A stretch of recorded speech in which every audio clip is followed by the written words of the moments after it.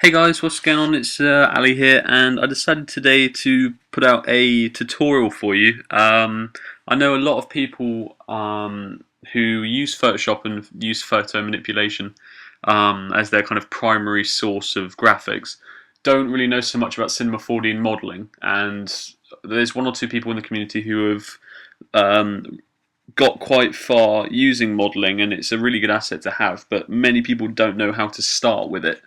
And so I decided that I would show you how I started. I'm going to be showing you the very basics of kind of the interesting modeling, like those kind of cool matrix extrudes that you see where bits fly off everywhere, and it's as opposed to kind of realistic modeling. This is kind of like, I suppose, futuristic, interesting modeling. And I've actually kind of incorporated it into my college project at the moment.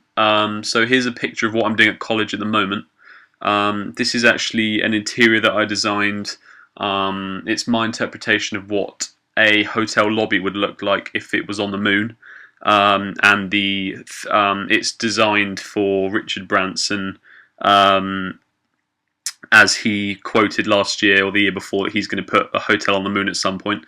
So I've made this into an advertising campaign for Virgin Media for my college project, which is quite interesting, I think, and it's using the modelling techniques. And you may remember this. This was the Iron Man arc reactor chess piece that I made. This again is all just basic modelling, just using basic extrude and matrix extrude to produce it, and then this was obviously the final image, and it came out really nicely. And then I kind of moved on to designing other things, such as this one, which is another kind of different type of arc reactor chess piece thing, kind of like from Iron Man again. It's based around that, and then this is the bird's eye view. I'm incorporating these into my college project as well, because they're just really interesting and they look cool, and they relate to space kind of in some way, the shapes. Here's another one I made, and then I go on to then put it into a hand as part of the advertising campaign I'm doing at college at the moment. You may have seen a similar idea in one of the speed arts I did, and I kind of thought I'd like to continue that into my college project. But enough about my college and all that. This is about the modelling tutorial. So I'm just going to be showing you the very basics of how to kind of make shapes similar to these. So hopefully you can use them in speed arts and things. I've been modelling for literally 18 hours max from start to the things I'm producing now. So you should be able to have a rough idea of how to do that by the end of this tutorial. So let's get into it. So this is obviously the screen you're going to have when you open up Cinema 4D. This tutorial is for absolute beginners, so I want you guys to learn the basics first to kind of lay the foundations for your modelling. And I know that there's some experienced people out there. You also need to know the basics, otherwise you're screwed. So make sure you follow this closely. I'm going to make this as quick as possible. So what I tend to do, or to model any shape, what you need to do is come to this blue cube here, and then you select any shape. I like to start with torus rings as I find them easiest to manipulate. Then you're going to see around the shape there are all these white kind of rectangular blocks or segments, and these can be changed down here. You can add segments down in the bottom right, like so. And the more segments you have, the longer the render time, but the smoother the shape's going to look. So you can manipulate the shape here to add radius, and for other shapes you can extrude them and make them longer and stuff. But just with this, you can change radius and segments. So once you've done this, this is where people get stuck usually. They've got the shape and they don't know how. They see people on YouTube doing all these cool things with their shape and they just don't know how to do it. Well, what you're going to want to do is come over to the left, where this kind of button is with the orange sphere and then the kind of white sphere with orange selected on it with the 2 arrows. You click that, then you scroll down 1, 2, 3, 4, 5 buttons, and you click the one with the orange cube on the top left. Now you're going to be able to select individual segments on your shape, and then this is where the fun happens. This is where it all kicks off. You can then select segments individually, and if you hold shift you can select more than one. And what I tend to do with these kind of shapes is to select one segment, then miss one out, then another, then miss one out, then blah blah blah, etc.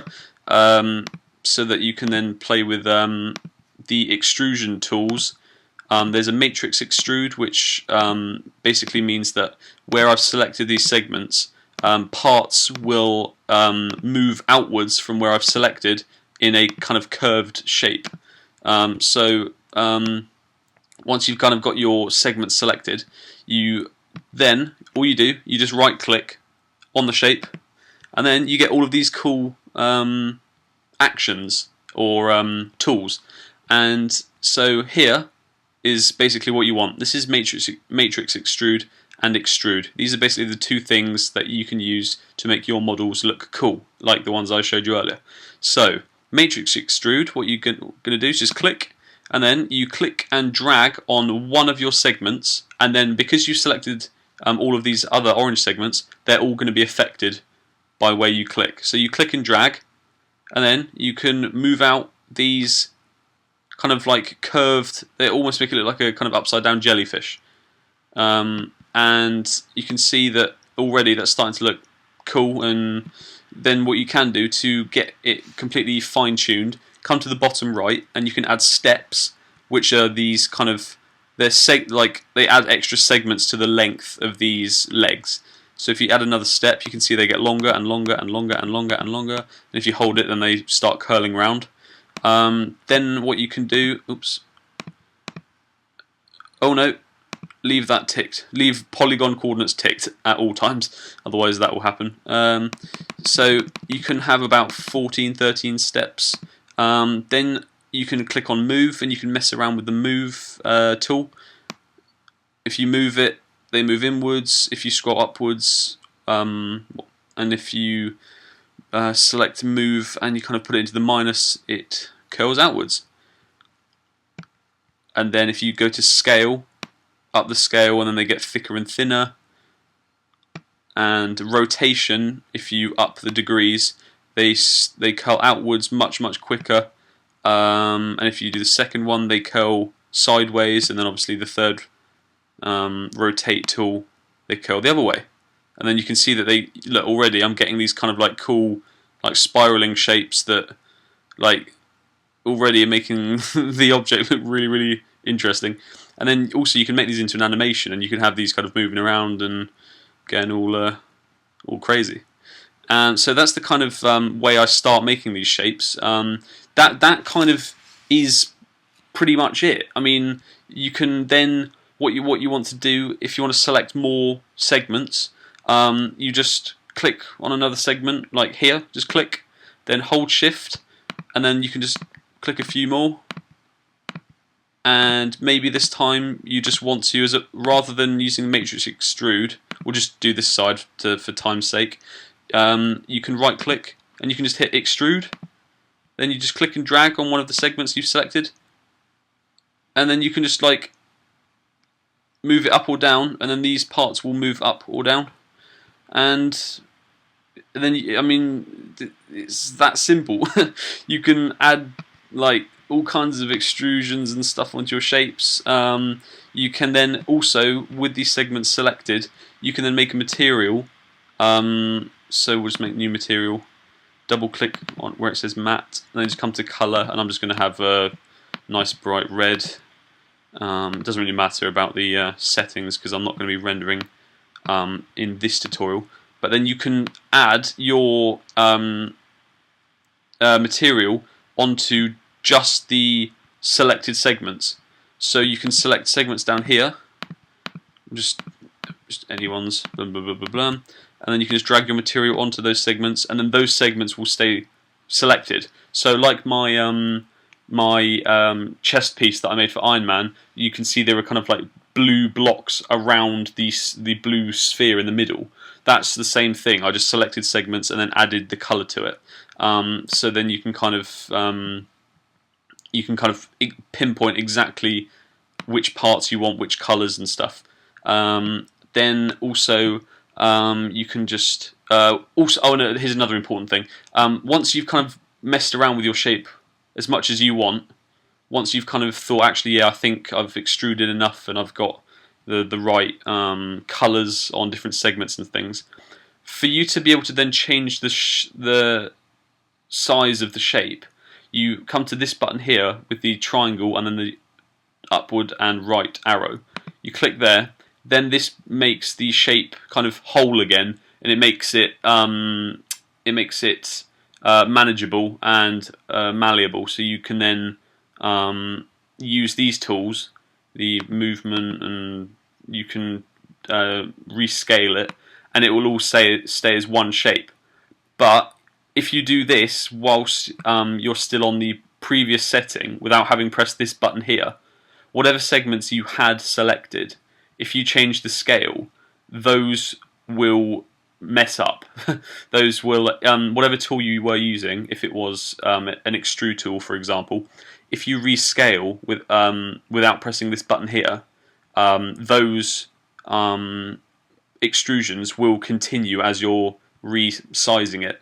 So it will just all mess up and it will look horrible, and you'll want to shoot yourself because you will have spent lots of work on it, and then you'll think, oh crap, what's going on? But if you want to go back to the selection of segments from this point, you then just come back to here, you just click the same button that you clicked earlier.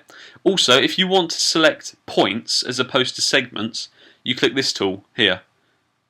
So you click here, and then what that allows you to do, oh sorry, not points, it allows you to select the lines around the segments. So you can select there, and then you hold shift, select that one, and then you can use the exact same tools that you've used before, extrusions and things. This is the point button, excuse me.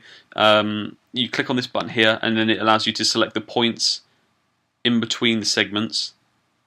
Exact same thing, hold shift, hold shift, hold shift, and then you right click, and then you can pick whatever you want. There's lots of tools here that I haven't yet explored, but I'm sure they're very easy to do. I will be exploring them in a future tutorial, but for now this is just kind of the basics, just so you can have a practice with this, just kind of mess around with the shapes, and just kind of get excited to start modelling. It's so simple. I mean, to get to where I am now, I think I mentioned earlier, it's taken me not even a day, and a lot of ways to make modelling more interesting is to, once you finish your model, you obviously add lights with shadow, and then you put it into Photoshop, and you can do whatever you want with it.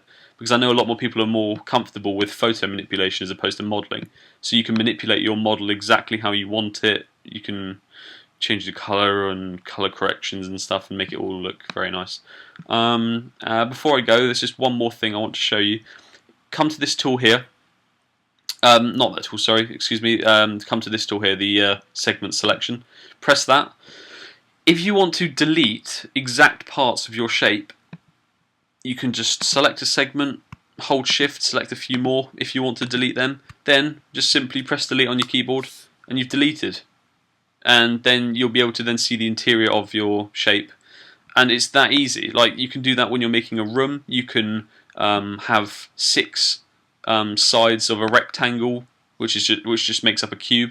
Then you can delete some of the segments, and they can be windows. And I've seen 10-minute tutorials on how to make windows in Cinema 4D when you can just delete segments. It's like it's like simplicity is the way forward.